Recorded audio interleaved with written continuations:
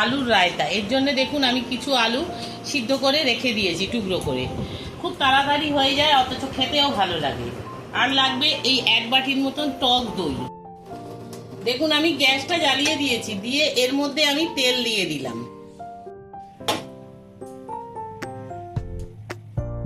আমি প্রথমে টক দইটা দিয়ে দিলাম, দিয়ে এর উপরে আমি এই ফোড়নটাকে দিয়ে দিলাম। আর কিছুই কাজ নয়, এবারে হচ্ছে এটাকে শুধু মেশানো। আমার রান্নাটা হয়ে গেছে, আমি খেয়ে দেখছি।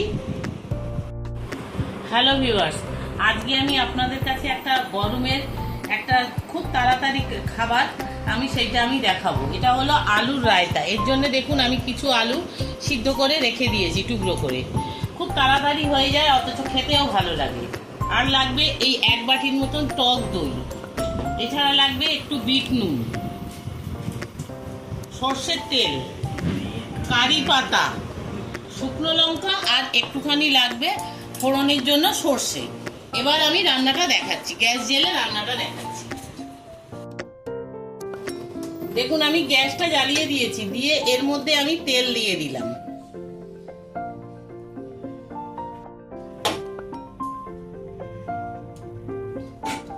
তেলটা গরম হলে এবার আমি এর ভেতরে সর্ষে দিয়ে দিলাম।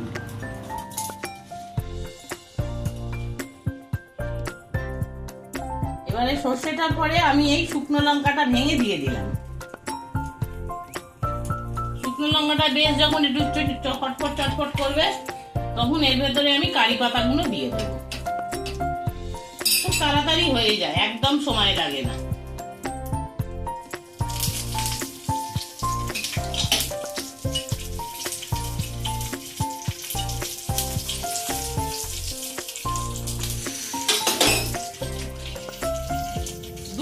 রান্না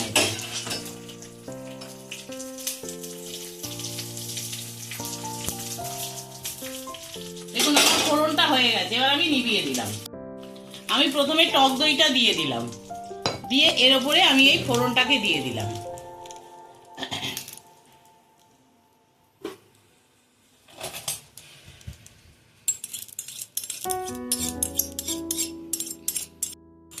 আর কিছুই কাজ নয়, এবারে হচ্ছে এটাকে শুধু মেশানো। এবারে আমি একটুখানি বিট নুন দিয়ে দিলাম।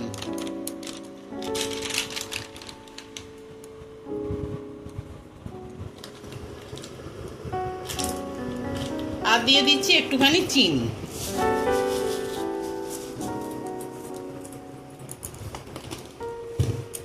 আমার রান্না রেডি।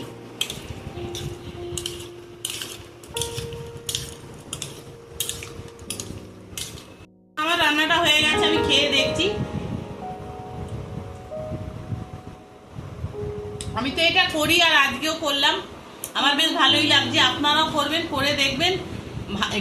গরমকালে বিকেলের দিকে যখন কিছু খেতে ইচ্ছা করবে না, আপনারা ইচ্ছা করলে এর মধ্যে একটু ছোলা সেদ্ধ, একটু শশাও দিয়ে দিতে পারেন, দিলে ভালো লাগবে খেতে। আমি এমনি শুধু আলু দিয়ে করেছি। এই রান্নাটা করবেন, করে দেখবেন, খেয়ে কিরকম লাগে। আশা করি নিশ্চয়ই আপনাদের ভালো লাগবে। যদি ভালো লাগে একটা লাইক করবেন, প্রচুর বন্ধুদের মধ্যে শেয়ার করে দেবেন, কমেন্টস করবেন, আর পাশে থাকা বেল আইকনটা টিপে দেবেন, যাতে আমি অন্য রান্নার ভিডিও নিয়ে আপনাদের কাছে এগিয়ে যেতে পারি, আবার নতুন নতুন রান্না আপনাদের কাছে উপহার দিতে পারি। নমস্কার।